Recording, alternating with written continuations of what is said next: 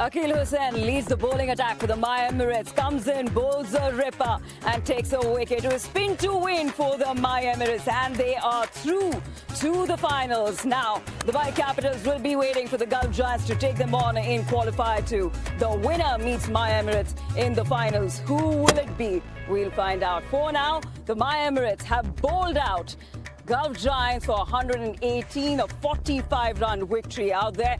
A great partnership between Puran and DJ Bravo, 45 runs, and a partnership between Tim David and Kieron Pollard of 45 runs again propelled them to 163. And then the MI Emirates bowlers came out to bowl, and how Vijay Kandaskam 3 of 22, Akil Hussain 2 of 13, and Salam Keel 2 of 27. It was spin to win for the MI Emirates. Hello and welcome to Cricket Safari. I've got with me Akil Hussain as well as Darren Ganga and Simon Dool. Good evening, gentlemen. Good evening. Good evening. Congratulations. First up, you've got Shimron Hedmai right there behind the camera. Is there anything that you'd like to say to him? Good luck in the game tomorrow, Hetty. Can you please leave us alone now before I get the security? That's the only response that was needed. All right then. Well, you know, just the way you started today, you came in, bowled a ripper, and you sent an informed skipper back to the pavilion. What was your mindset in the first over? I rate James Vince pretty high. So to get him first ball was just set the tone right for us. I think he's a very good batsman, and we know how destructive he can be, so it was definitely a plus to get him out first ball. Right, but throughout your spell, not just, of course, James Vince, but also Chris Lynn, take me through that delivery. I think when I saw the reaction from the pitch when I tried to spin the ball, I know today was definitely going to be a day where I have to mix my deliveries much more. With that amount of assistance, you definitely want to have the batsman guessing. You don't want to stick to one thing. So that was just my plan, and just try to execute as much as possible. Right. I'm going to get the ball out here, Kilo. I'm wondering if you can hold the microphone in your right hand and just show us after we go through these replays here, because I want to know from you, who I guess uses the arm ball a lot, but also spins it quite big when it's going, whether the grip changes too much or whether you can change your mind as you see what the batter's doing with the same grip and maybe let the arm ball go or let the wrist spinner go. Well, how do you hold it, and what are you thinking as you come in? I think it's pretty much the same grip, but I guess at the top of your mark, you'll try to decide what you're going to do. And then if you get little cues from the batsman, then you probably change probably almost just before you deliver the ball. But with that being said, for me, it's just about being clear at the top of my mark. And, you know, sometimes, even though they make a change, for me, I know as long as I execute where I want to pitch the delivery and which type of delivery it is, I still back myself, even though they make a change. I know that if I hit this mark, if I hit this length, just show us how you hold that arm ball again, or just show us how you grip it. So you basically the same. Yeah, so this is same, and I will change according to... You just roll it off that finger if it's the arm ball, and then give it a rip if it's not. We're going to take you through the first over you bowled tonight, and I just want you to talk through the process of it, because you went arm ball, then you tried to turn one. Just talk us through the process of this over. So first ball to Lenny, sometimes you want to make a batsman see a particular delivery. So then he's always guessing in the back of his head, when is this delivery going to come? So first up, I just went swing. Let's see what's happening. And the ball was swinging. And then you filter in the one that spins later on in the over. Yeah, I'm curious to find out from you. I mean, I saw you bowl in Abu Dhabi as well. Didn't get as much purchase as you got there as compared to here. I mean, within the space of one over, you're already aware that this surface was going to turn off that third ball that spun past Lynn. Yeah. I mean, when you see something like that, if you look at the screen, how does that inform your approach? I think it gives you much more confidence as well. I mean, you only try to swing the ball for as long as possible. Sometimes these balls can get pretty old pretty quick. So I think when you see reactions like that from the surface, you always approach the batter with a little more confidence, knowing that you can get the ball to go either side of him. So it's definitely a positive when you can see reactions like that. You've often spoken about that information before bowling to a batter in terms of strengths and weaknesses. When you were bowling to Chris Lynn, what was your outlook on a player like him as a left-arm spinner? Yeah, you definitely you do your homework on guys. For me, I know the way he approaches his innings and to left-hand orthodox. I know what he's trying to do. Sometimes he's trying to stay leg side. So you have one method of definitely trying to get him out. But then when you try and spin the ball and you see you get such purchase, then you go, hey, I have two options now how I can get him out. It's just about executing, because I think sometimes when you have all of that going for you, you still have to hit your mark, because if it's spinning that big, if you're a fraction short, he can get back, he can cut, and he's quite a strong guy. So even though I had the ball spinning and swinging, I still had to be, pretty precise on getting the delivery in the right area. Right. Throughout the tournament, just one more, throughout the tournament, you've had slightly different roles at times. I mean, Faruqi was brilliant with Bolt up front. You opened the bowling in a couple of games and then were held back in a couple of games as well. How do you approach? Do you just love opening the bowling, or are you okay with coming in over 3, 4, 5? I think over the years I have gotten much more confident opening the bowling. And for me, it's just about taking up the challenge. That's one thing, Bravo told me. He said, listen, just get out of your mind that fear factor of being hit. Spinners are going to get hit, more so in the power play as well, where you only have two guys. So it's just about being brave and taking up the challenge.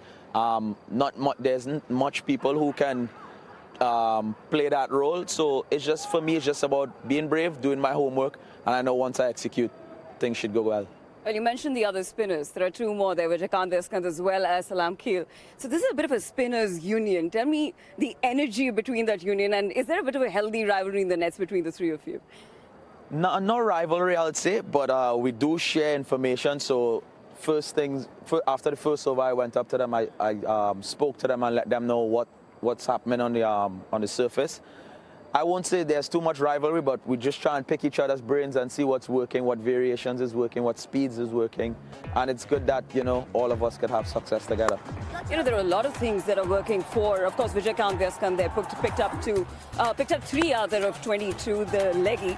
Now, take me through the kind of player he is, the kind of teammate he is, and how the spinner is getting along in the MI Emirates camp. I think we get along pretty well, even though, we're from different countries. And it's good to see him come in. He didn't start the tournament. It's good to see him come in and express himself. I think when you're in the middle, that's his role. Sometimes our roles are a bit different based on, what end you're bowling on, what sizes are the boundaries, what time you come on. So I think his role is just to come in the middle and express himself, and he did that brilliantly today. And what about Salam Keel? What kind of a personality is he? Oh, he's very quiet, very quiet. Sometimes you have to approach him and say, listen, do you speak? He's very quiet, but he gets vocal when he's bowling and a batsman is challenging him, and he's successful after the challenge. I think we saw that a couple of games ago when he got a guy stumped, and he gave him a bit of banter and sent him off. So he can speak when he wants, but very quiet guy around the dressing room, around the hotel. Right. You see, there are a lot of things that are working well for MI Emirates, because there's a reason why you finish on top of the points table. Best batting average, strike rate, best bowling average, best economy, all of that. And there is a Trinidadian leadership going on there. Nicholas Kieron Pollard, also the experience that DJ Bravo gets in. How's that? It's lovely. It's lovely. It's lovely to share the dressing room with such experienced guys. And, even though we're from the same country, I'm sure the other guys are feeling this way as well. These guys make everyone feel welcome. They make everyone feel relaxed. And I think once you're in that position and you're in that sort of mindset and mind frame, the only thing to do is go out and execute. Well, there's another Trinbagonian speaking to one here. It's the Trini Mafia. This is the guy who started it. He's the guy who started it. Let's talk about Kieron Pollard. 650 T20 matches today. In your eyes, of course, a younger generation in T20 cricket from Trinidad and Tobago, of course, and West Indies. How would you assess him as a player and the type of player that he is? I think, first of all, it's a huge achievement to get that number of games and to still be performing, with bat and ball, and we see how he was moving in the field today. So it's exceptional, and we look up to him and we admire these guys, and we try to aspire to be maybe as half as good as these guys, because, his numbers are phenomenal. Yeah, well, what I can say is I had the distinct pleasure of playing that first T20 match with Kieron Pollard way back in 2006. And the one thing I can say is, from early days playing club cricket, the same club that you play for, the Queen's Park Cricket Club, He was a young player who had great ambitions for himself. He was disciplined in the manner in which he played his cricket and he trained. And he showed that immense potential quite early, that ability to hit the ball powerfully straight down the ground. And that developed into him being a genuine boundary hitter. The other thing that people forget about Kieron Pollard is the fact that he's got over 300 T20 wickets. When he just started playing T20 cricket, he was more of a genuine all-rounder who would bowl a full complement of 4 overs. Now he's throttled back a bit. But that all-round skill that he brought, being a bowler, a six-hitter, finisher, and a gun fielder, that's an ideal asset in T20 cricket. I think the one thing that was missing when I first looked at his numbers when he started playing for the West Indies as well, his first-class numbers were really good. And the importance of playing 4-day cricket, I thought he could have played more Test cricket, to be honest with you, in the early days. I thought he could have been a middle-order Test player, unlike the bloke behind us. But, but, you know, when you get to those numbers, those sorts of numbers, he actually was a very, very good player. And I just thought West Indies might have missed a trick there early on. Yeah, I'm in agreement. I think there was an opportunity for him to play that longer vision. He may look back in his career and think that, hey, I should have played for one reason or the other. He's not played. I mean, Shimron Hetmyer is one who has played Test cricket, and hopefully in time he will continue playing Test match cricket. Maybe we can ask you, Shimron, very disappointed with the way that you got out today, knowing that it was Dwayne Bravo who bowled to you? Just a little bit, pretty much. Pretty much. Talk us through this dismissal. Honestly, I was just trying to hit it as Can you do hard this? as I Can you just knock your head back? Was there any pattern towards that build-up that he had to you? He was very wide initially in the over and then came a little bit closer. No, I actually went across as well, so I think that didn't help. That didn't help me in any way, but we'll get him again. No worries. Maybe Dwayne can tell us, you know, what the plan was, because Dwayne, your reaction indicated that you had some sort of preconceived plan bowling to Hetmyer. Well, I didn't think Hetty was aware that the ball changed. So when the ball changed and I realized it started to have a little nip on it, I was like, okay, I don't need to go full again. I just need to easy. Just need to let it go. So a little bit of awareness there. Winners are grinners, aren't they? I mean, it's a hard night. It's a tough night, but winners are grinners, and they, you know, it just shows you the need, and the camaraderie, I think, in and around the West Indies as well, which is quite good. Indeed, what a camaraderie out there. So, well, congratulations. You are in the finals. Now, between the two, who would you like to meet? I think we're pretty much open-minded. We know we've got to the final playing a certain way, and it's one step, just one more step to lift in that trophy. So I think for us, it's just preparing mentally and backing ourselves, and whoever is coming to meet us in the final, you know, I think they should be a little more afraid than us worrying who is going to come in the final. Ooh, nice. Love it. Congratulations and love the confidence. Thank you so much for your time, Akhil, and do well. Thank you, thank you. Well, Kieron Pollard, the man, the personality, and of course came in and batted at a strike rate of 198. Let's get a little up close and personal with him. He features in Know Your Stars. What is your favorite holiday destination? To be honest, if I say it right now, it's home, because I'm hardly at home. What's your favorite cheat meal? Kentucky Fried Chicken. What do you do when you're not playing cricket? Take as much rest as possible, play a lot of cards, you know, with friends, and hang out with friends most of all, and just have fun. It's just about relaxation and the pressures of everything. I just let my hair down. It's not growing these days, but I try to let it down. Which teammate of yours could be a movie star? I wouldn't say he'd be a movie star, but he likes to try to sing. He likes to try to dance, and you know exactly where I'm going. DJ Bravo. Who would play you in your biopic? I would play myself. I love Denzel Washington. What is your best quality? Honesty. What is your worst quality?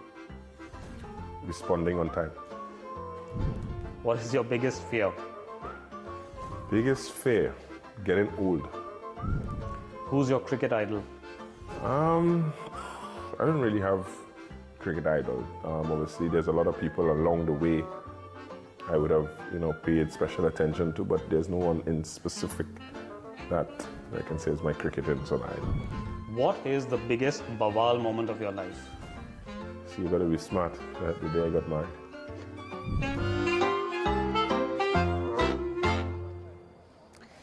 Big biggest fear getting old. I'll tell you what, a lot of us resonate with that.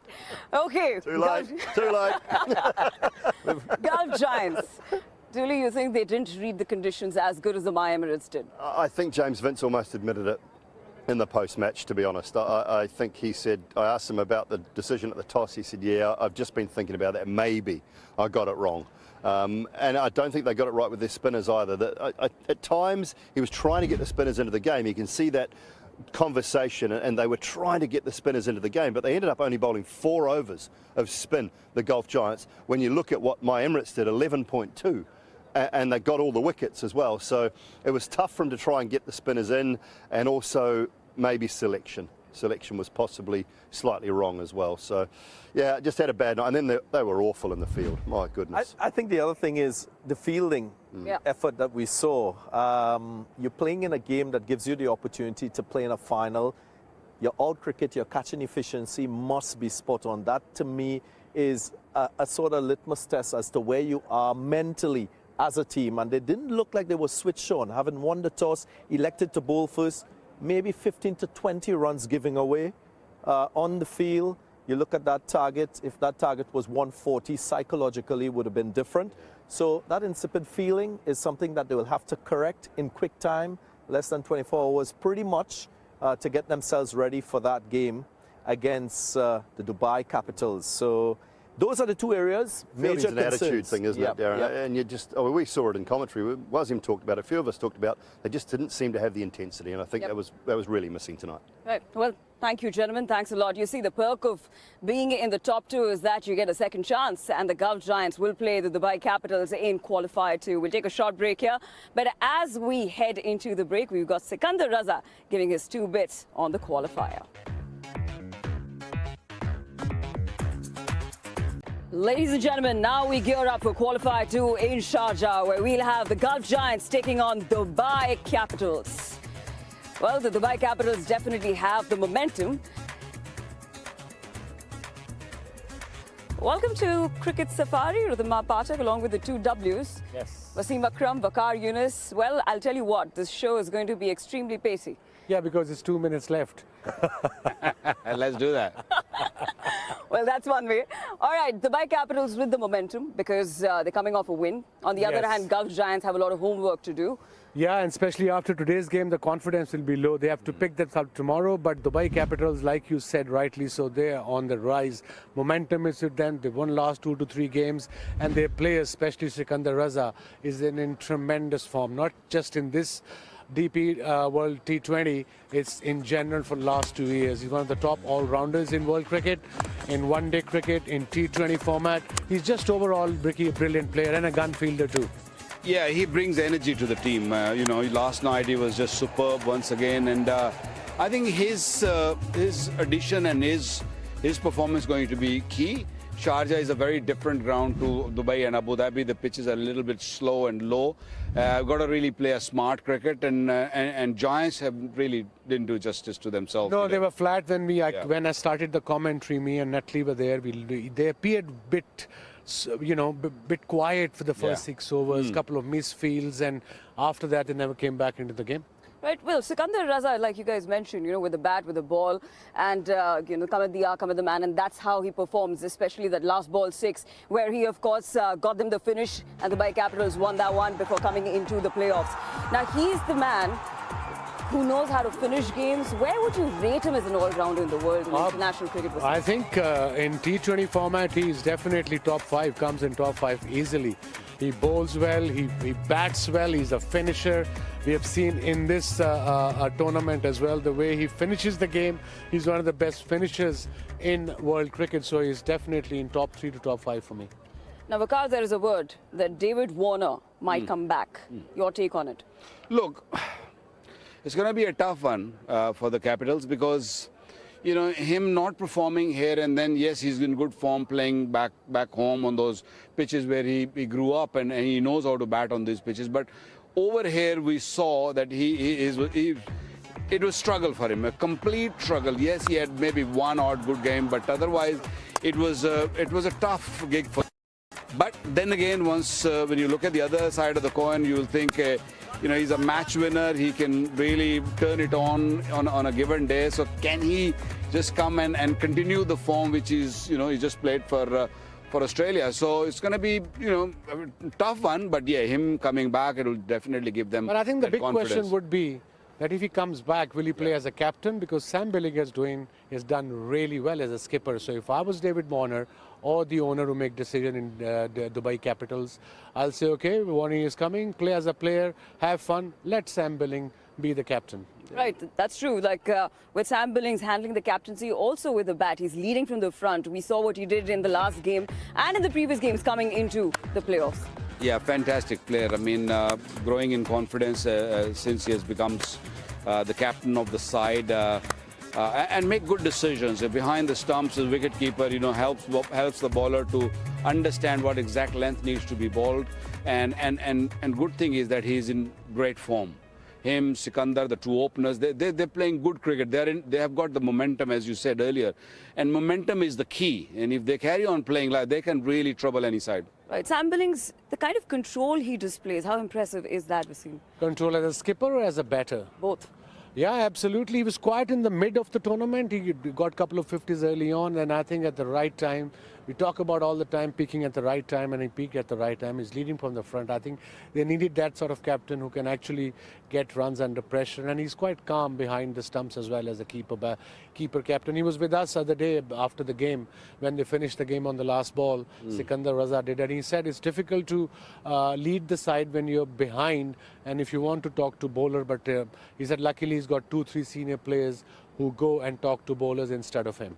Right. Also the two fast bowlers, they'll be key for the Capitals. Kugline to begin with. Yes, Kugline is among wickets and strong bowler, good action, fast action, and he looks to swing the ball. He knows how to bowl in English condition, and if in the evenings a little bit of moisture in the air, he will make full use of it. And a wicket taker, and that's the key. You keep on taking wickets, and it doesn't matter what format you play, you're always sort of winning the game, and he's definitely a wicket taker.